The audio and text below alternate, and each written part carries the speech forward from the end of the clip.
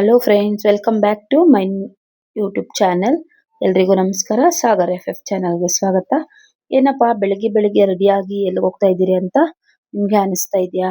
ಹೌದು, ನಾವು ಇವತ್ತು ಬೆಳಿಗ್ಗೆ ಬೇಗ ಎದ್ದು ಕೆಲಸ ಎಲ್ಲ ಮುಗಿಸಿ ಟಿಫನ್ ರೆಡಿ ಮಾಡಿ ಮಕ್ಕಳನ್ನ ಸ್ಕೂಲಿಗೆ ಕಳಿಸಿ ಮನೆಯಲ್ಲಿ ಕ್ಲೀನ್ ಮಾಡಿ ದೇವ್ರ ಪೂಜೆ ಮುಗಿಸಿ ಈಗ ರೆಡಿಯಾಗಿ ನಾನು ನಮ್ಮ ಅಕ್ಕ ಮತ್ತೆ ನನ್ನ ಮಗ ಇವತ್ತು ಕಾಟೇರಮ್ಮ ದೇವಸ್ಥಾನಕ್ಕೆ ಹೋಗ್ತಾ ಇದ್ದೀವಿ. ನೋಡಿ ದಾರಿಯಲ್ಲಿ ಎಷ್ಟು ಟ್ರಾಫಿಕ್ ಜಾಮ್ ಅಂತ. ನಾವೇನೋ ಗೊತ್ತಿಲ್ಲ, ಅದು ಯಾವತ್ತಾದ್ರೂ ನಾವು ಒಂದ್ ದಿವಸ ಹೊರಗಡೆ ಟ್ರಿಪ್ ಹೋದಾಗ ಯಾವಾಗ ನೋಡಿದ್ರು ಟ್ರಾಫಿಕ್ ಜಾಮ್ ಫ್ರೆಂಡ್ಸ್. ಅದೇನೋ ಗೊತ್ತಿಲ್ಲ. ನೋಡಿ ನನ್ನ ಮಗ ನಮ್ಮ ಅಕ್ಕ ಆ ಕಡೆ ಕುತ್ಕೊಂಡಿದ್ದಾರೆ. ನಾವು 3 ಜನನು ದೇವಸ್ಥಾನಕ್ಕೆ ಹೊರಡ್ತಾ ಇದ್ದೀವಿ. ನನ್ನ ಮಗನ್ಗೆ ಸ್ವಲ್ಪ ಹುಷಾರಿರ್ಲಿಲ್ಲ. 2 ದಿನದಿಂದ ಸ್ವಲ್ಪ ಫೀವರ್ ಇತ್ತು. ಈಗ ಸ್ವಲ್ಪ ಪರವಾಗಿಲ್ಲ. ಅದಕ್ಕೆ ಜೊತೆಯಲ್ಲಿ ದೇವಸ್ಥಾನಕ್ಕೆ ಕರ್ಕೊಂಡು ಹೋಗ್ತಾ ಇದ್ದೀವಿ. ನೋಡಿ ಬಸ್ಸಿಂದ, ನಮ್ಮೂರಿಂದ ಒಂದು ಬಸ್ಸಿಂದ ಇಳಿದು ಮತ್ತೆ ನಾವು ಹೊಸಕೋಟೆಗೆ ಬಂದು ಹೊಸಕೋಟೆಯಿಂದ ನನ್ನ ಬಸ್ ಹತ್ತಬೇಕು. ಅದಕ್ಕೋಸ್ಕರ ವೇಟ್ ಮಾಡ್ತಾ ಇದ್ದೀವಿ. ಬಸ್ ಇನ್ನೂ ಬಂದಿಲ್ಲ ಫ್ರೆಂಡ್ಸ್. ದೇವಸ್ಥಾನಕ್ಕೆ ಅಂತಾನೆ ಸುಮಾರು ಬಸ್ಗಳನ್ನು ಹಾಕಿದ್ದಾರೆ, BMTC ಬಸ್ಗಳನ್ನ. ಇಲ್ಲಿ ಆಟೋದಲ್ಲಾದ್ರೆ ನಿಮಗೆ ಚಾರ್ಜ್ ಮಾಡ್ತಾರೆ, 100 ರೂಪಾಯಿ ತಗೊಳ್ತಾರೆ ಒಬ್ಬೊಬ್ಬರಿಗೆ. ಅದರಿಂದ ನಾವು BMTC ಬಸ್ ಆದ್ರೆ ಪರವಾಗಿಲ್ಲ ಅಂತ ಹೇಳ್ಬೋದು. ಈಗ ಏನಿಲ್ಲ ಅಂದ್ರೆ ಹೆಣ್ಮಕ್ಳಿಗೆ ಫ್ರೀ ಆಗಿರೋದ್ರಿಂದ ಆರಾಮಾಗಿ ನಾವು ದೇವಸ್ಥಾನಕ್ಕೆ ಹೋಗಿ ಬರ್ಬೋದು. ನೋಡಿ ಈಗ ನಮ್ಗೆ ಕಾಟೇರಮ್ಮ ದೇವಸ್ಥಾನಕ್ಕೆ ಹೋಗುವಂತಹ ಬಸ್ ಬಂತು. ಈಗ ನೋಡಿ ಜನ ಎಲ್ಲ ಇಳಿತಾ ಇದ್ದಾರೆ. ಇವರೆಲ್ಲ ದೇವಸ್ಥಾನಕ್ಕೆ ಹೋಗಿ ಬರ್ತಾ ಇರೋರೆ, ದೇವರ ಅಮ್ಮನವರ ದರ್ಶನ ಪಡೆದು ಬರ್ತಾ ಇದ್ದಾರೆ. ನೋಡಿ ಎಲ್ರು ಇಳಿತಾ ಇದ್ದಾರೆ. ನೋಡಿ ನನ್ನ ಮಗ ಎಲ್ಲಿರೋದು ಅಂತ ಅವ್ನ ಕ್ಯೂರಿಯಾಸಿಟಿ, ಎಲ್ಲಿ ಹೋಗೋದು ಅಂತ. ನೋಡಿ ಮೊದ್ಲು ಹತ್ತಾ ಇದ್ದಾನೆ ಬಸ್ಸು. ನೋಡಿ ಬಸ್ ಬಂದು 2 ನಿಮಿಷಕ್ಕೆ ಬಸ್ ಫುಲ್ ಆಗ್ಬಿಡುತ್ತೆ ಫ್ರೆಂಡ್ಸ್. ಅಷ್ಟು ಜನ ಪ್ರತಿದಿನ ಆ ದೇವಸ್ಥಾನಕ್ಕೆ ಹೋಗ್ತಾರೆ ಅಮ್ಮನವರ ದರ್ಶನ ಪಡೆಯೋದಿಕ್ಕೆ. ತುಂಬಾ ಪವರ್ಫುಲ್ ಆ ದೇವಸ್ಥಾನ. ನೋಡಿ ನಾನು ನಿಮ್ಗೆ ತೋರಿಸ್ತಾ ಇದ್ದೀನಿ. ಇನ್ನು ಬಸ್ ಹೊರಟಿಲ್ಲ. ಎಲ್ರು ಜನ ಎಲ್ಲ ಹತ್ತುತ್ತಾ ಇದ್ದಾರೆ. ಇವರೆಲ್ರು ದೇವಸ್ಥಾನಕ್ಕೆ ಹೋಗುವಂತವ್ರೆ. ಎಲ್ರು ಏನಾದ್ರೂ ಒಂದು ಕಷ್ಟಗಳಿರುತ್ತಲ್ವಾ, ಅದಕ್ಕೋಸ್ಕರ ಪರಿಹಾರ ಸಿಗ್ಲಿ ಆ ತಾಯಿಯಲ್ಲಿ ಕೇಳ್ಕೊಳ್ಳೋದಕ್ಕೋಸ್ಕರನೇ ಹೋಗ್ತಾ ಇರೋರು. ಯಾರು ಕಷ್ಟ ಇಲ್ಲದೆ ದೇವಸ್ಥಾನಕ್ಕೆ ಬರೋದಿಲ್ಲ. ನಮ್ ಕಷ್ಟ ಪರಿಹಾರ ಆಗ್ಲಿ ಅಂತಾನೆ ದೇವಸ್ಥಾನಗಳಿಗೆ ಬರ್ತಾರೆ.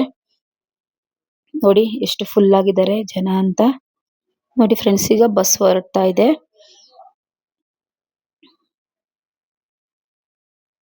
ನಾವು ಅಲ್ಲಿಂದ ಹೊರಟು ದೇವಸ್ಥಾನ ಹತ್ರ ಬಂದು ನೋಡಿ, ದೇವಸ್ಥಾನ ಬಂತು, ಬಸ್ ನಿಂತಿದೆ, ಎಲ್ಲರೂ ಇಳಿತಾ ಇದ್ದಾರೆ ಜನ ಎಲ್ಲ. ಇಲ್ಲಿ ಸುಮಾರು 4-5 ಬಸ್ಗಳನ್ನೇ ಹಾಕಿದ್ದಾರೆ ಫ್ರೆಂಡ್ಸ್. ಇಲ್ಲಿ ನೋಡಿ ಸುಮಾರು ಜನನೇ ಬರ್ತಾರೆ. ಇಲ್ಲಿ ದೇಶದ ಮೂಲೆ ಮೂಲೆಯಿಂದನೂ ಈ ತಾಯಿಯ ದರ್ಶನ ಪಡೆಯೋದಕ್ಕೆ ಬರ್ತಾರೆ. ಇಲ್ಲಿ ಪೂಜೆ ಸಾಮಾನು ಎಲ್ಲ ಸಿಗುತ್ತೆ.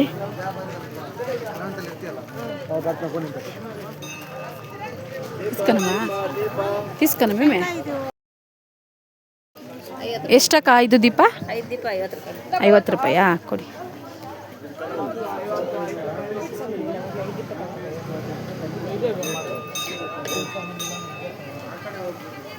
ಹಚ್ಚಮ್ಮ. ಫಸ್ಟ್ ಟೈಮ್ ಬಂದ್ರೆ ನಾವು ದುರ್ಗಿಯರಿಗೆ ಹೊರಕಿ ದೀಪ ಅಂತ ಹಚ್ಬೇಕು. ಹೌದಾ? 5 ಹಚ್ಚೋದು ಒಳ್ಳೆಯದು. ಮತ್ತೆ ಚೇಂಜ್ ಕೊಡಕ್ಕಮ್ಮ. ಇಲ್ಲ ನೀನೇ ಬಂದ್ಬೇಕಾರೆ ಕೊಡಿ. ಹೌದಾ? ಅಕ್ಕ ಯಾಕೆ ಕೊಡ್ಲಕ್ಕ? 9 ದೀಪ ಕೊಡ್ಲಾ? ಇಲ್ಲ 5 ದೀಪ ಹಚ್ಚಿದ್ರೆ ಏನಕ್ಕ? ಸುಮ್ಮನೆ ಮಾಮೂಲಿ ಅಮ್ಮ. ಅದು ಅಂದ್ರೆ ಒಂದು ಬೇಡಿಕೆಬಹುದು. ಇದಾದ್ರೆ ಎಷ್ಟು? 9 ದೀಪ ಆದ್ರೆ 100 ರೂಪಾಯಿ. ಅದೇ ಇಸ್ಕೊ ನೋಡಿ, ಫಸ್ಟ್ ಟೈಮ್ ಮಸ್ತಾಡೋಲ್ಲ ಅಂತ.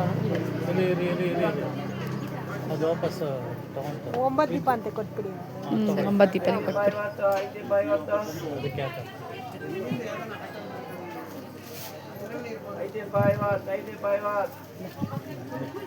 ಬೆಂಕಿ ಬಟ್ಟ ಅಲ್ಲೇ ಇರ್ತವಣ್ಣ.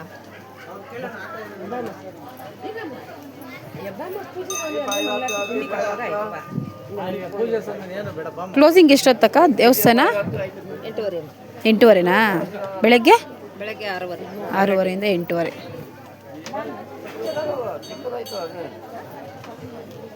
ಇವಾಗ ಅದು ಚಿಲ್ಲರೆ ಇದೆಯಾ? ಬೀಗ ಕೊಡ್ಲಕ್ಕ? ಬೀಗ. ಬೀಗ ಬೇಡ. ಬೀಗ ಏನಕ್ಕೆ ಹಾಕ್ತಾರಕ್ಕ?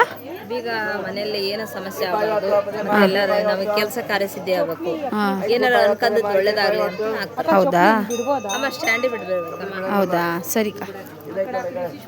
ನೋಡಿದ್ರಲ್ಲ ಫ್ರೆಂಡ್ಸ್, ಯಾವ ರೀತಿ 5 ದೀಪ ತಗೊಂಡ್ರೆ ಒಂಥರ ಪೂಜೆ ಅಂತೆ, 9 ದೀಪ ಅಂದ್ರೆ ಫಸ್ಟ್ ಟೈಮ್ ಬಂದ್ರೆ ನಾವು 9 ದೀಪನ ಹಚ್ಚಿ ಪೂಜೆ ಮಾಡಿಸಿದ್ರೆ ತುಂಬಾ ಒಳ್ಳೇದು ನವದುರ್ಗಿಯರಿಗೆ ಅಂತ ಹೇಳ್ತಾ ಇದ್ದಾರೆ ಅವರ ಆಂಟಿ. ನಾವು 9 ದೀಪನ ತಗೊಂಡು ಬರ್ತಾ ಇದೀವಿ, ಒಳಗಡೆ ದೇವಸ್ಥಾನದ ಒಳಗಡೆ ಹೋಗ್ತಾ ಇದೀವಿ. ನೋಡಿ, ಈ ಕಡೆ ಬಂದು ಚಪ್ಪಲಿ ಬಿಡೋದಕ್ಕೆ ಜಾಗಗಳನ್ನ ಇಟ್ಟಿದ್ದಾರೆ. ಚಪ್ಪಲಿಗಳನ್ನ ಆ ಕಡೆ ಬಿಟ್ಟು ನಾವು ದೇವಸ್ಥಾನದ ಒಳಗಡೆ ಹೋಗ್ಬೇಕಾಗುತ್ತೆ. ಇಲ್ಲಿ ನೋಡಿ ಬೋರ್ಡ್ಗಳನ್ನ ಹಾಕಿದ್ದಾರೆ, ಇಲ್ಲಿ ಪಾದರಕ್ಷೆಗಳನ್ನ ಬಿಡಬಾರ್ದು ಅಂತ. ಆದ್ರೆ ಇಲ್ಲಿ ಹಾಕಿದಾರೋ ಇಲ್ಲ ಬೇರೆ ಕಡೆ ಇಡೋದಕ್ಕೂ ಗೊತ್ತಿಲ್ಲ. ಆದ್ರೆ ಅಲ್ಲಿ ಇಟ್ಟಿದ್ದಾರೆ, ಜನ ಎಲ್ಲ ಅಲ್ಲೇ ಬಿಡ್ತಾ ಇದ್ದಾರೆ ಚಪ್ಪಲಿಗಳನ್ನ. ನಿಮ್ಮ ಚಪ್ಪಲಿಗಳಿಗೆ ನೀವೇ ಜವಾಬ್ದಾರ, ಅಲ್ಲಿ ಯಾರು ಕಾವಲಿರೋದಿಲ್ಲ ನಿಮ್ ಚಪ್ಪಲಿಗಳಿಗೆ. ನೋಡಿ, ಎಲ್ರು ನಾವು ನನ್ನ ಮಕ್ಕ ಎಲ್ಲ ಇಲ್ಲಿ ಬಿಟ್ಟು ಹೋಗ್ತಾ ಇದ್ವಿ ಒಳಗಡೆ. ಫ್ರೆಂಡ್ಸ್, ಈ ದೇವಸ್ಥಾನಕ್ಕೆ ಬರೋ ಪ್ರತಿಯೊಬ್ಬರು ಸಹ ತಮ್ಮ ಕಷ್ಟಗಳನ್ನ ಹೇಳ್ಕೊಂಡು ಆ ತಾಯಿ ಹತ್ರ ಕಷ್ಟಗಳೆಲ್ಲ ಪರಿಹಾರ ಮಾಡ್ಕೊಳ್ಳೋದಕ್ಕೋಸ್ಕರ ಬಂದಿರ್ತಾರೆ ಎಲ್ರು ಸಹ. ನೋಡಿ, ಸುಮಾರು ಜನನೇ ಬರ್ತಾರೆ ಇಲ್ಲಿ ದೇವಸ್ಥಾನಕ್ಕೆ ಪೂಜೆ ಮಾಡಿಸ್ಕೊಂಡು. ಕೆಲವೊಬ್ರು ಮುಡುಪುಗಳನ್ನ ಕಟ್ತಾರೆ, 9 ದಿನ 9 ವಾರ ಬಂದು ಕಟ್ತಾರೆ. ಕೆಲವೊಬ್ರು ಏನ್ ಮಾಡ್ತಾರೆ ಅಂದ್ರೆ ಬೀಗಗಳನ್ನು ಸಹ ಕಟ್ತಾರೆ. ನೋಡಿ, ನಾವು ದೇವಸ್ಥಾನದ ಒಳಗಡೆ ಹೋಗ್ತಾ ಇದೀವಿ. ದೇವಸ್ಥಾನದ ರೈಟ್ ಸೈಡ್ ಅಲ್ಲಿ ನಲ್ಲಿಗಳನ್ನ ಹಾಕ್ತಾರೆ, ಅಲ್ಲಿ ನಾವು ಕೈ ಕಾಲೆಲ್ಲ ವಾಶ್ ಮಾಡ್ಕೊಂಡು ದೇವಸ್ಥಾನದ ಒಳಗಡೆ ಹೋಗ್ಬೇಕಾಗುತ್ತೆ. ಎಲ್ರು ಬೆಳಿಗ್ಗೆ ಸ್ನಾನ ಮಾಡೇ ಬಂದಿರ್ತಾರೆ, ಆದ್ರೆ ದೇವಸ್ಥಾನಕ್ಕೆ ಬಂದ್ಮೇಲೆ ನಾವೆಲ್ಲ ದಾರಿಯಲ್ಲೆಲ್ಲ ಬಂದಿರ್ತೀವಲ್ಲ, ಅದಕ್ಕೋಸ್ಕರ ಕೈ ಕಾಲುಗಳೆಲ್ಲ ತೊಳ್ಕೊಂಡು ಮತ್ತೆ ಕೈ ಕಾಲೆಲ್ಲ ತೊಳೆದು ಒಳಗಡೆ ಹೋಗ್ಬೇಕು ಅನ್ನೋ ಒಂದು ಆಚಾರ ವಿಚಾರ. ನನ್ನ ಮಗ ನಮ್ಮ ಅಕ್ಕ ಇಬ್ರು ತೊಳ್ಕೊಳ್ತಾ ಇದಾರೆ. ಎಲ್ರು ಕೈ ಕಾಲನ್ನ ತೊಳೆದು ನಾವು ಹೋಗ್ತಾ ಇದೀವಿ. ದೇವಸ್ಥಾನದ ಸುತ್ತಮುತ್ತ ಯಾವ ಕಡೆ ನೋಡಿದ್ರು ಅಂಗಡಿಗಳೇ, ಎಲ್ಲಿ ಬೇಕಾದ್ರೂ ನೀವು ತಗೋಬಹುದು. ನೋಡಿ, ಇಲ್ಲಿಂದಾನೇ ಸ್ಟಾರ್ಟ್ ಮಾಡ್ಬಿಟ್ಟಿದ್ದಾರೆ. ನೋಡಿ, ಈ ಒಂದು ಸ್ಟ್ಯಾಂಡ್ ಗಳಿಗೆ ತಮ್ಮ ಕಷ್ಟಗಳನ್ನ ಹೇಳ್ಕೊಂಡು ಕಟ್ಟಿರ್ತಾರೆ. ತಾಯಿ ತಗಳಂತೆ ಏನಾದ್ರು ಇಲ್ಲ, ಆಸ್ಪತ್ರೆ ಬಿಲ್ಲು, ಚೀಟಿಗಳು, ಇನ್ನು ಏನೇನೋ ಕಟ್ಟಿರ್ತಾರೆ ಫ್ರೆಂಡ್ಸ್. ನೋಡಿ, ದೊಡ್ಡ ಮರ ಇದೆ, ಆಲದ ಮರ.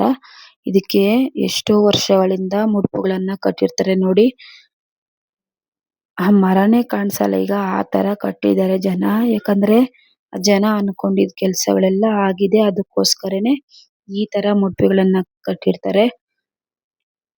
ಎಲ್ಲೆಲ್ಲಿಂದನೋ ಜನ ಮುಗಿಬಿದ್ದು ಬರ್ತಾರೆ ಈ ಅಮ್ಮನವರ ಶಕ್ತಿ ಪೀಠಕ್ಕೆ, ಈ ಅಮ್ಮನವರ ದರ್ಶನ ಪಡೆಯೋದಿಕ್ಕೆ. ನೋಡಿ, ಈ ಕಾಟೇರಮ್ಮ ದೇವಸ್ಥಾನದ ವಿಗ್ರಹ ಎಷ್ಟು ದೊಡ್ಡದು ಅಂತ.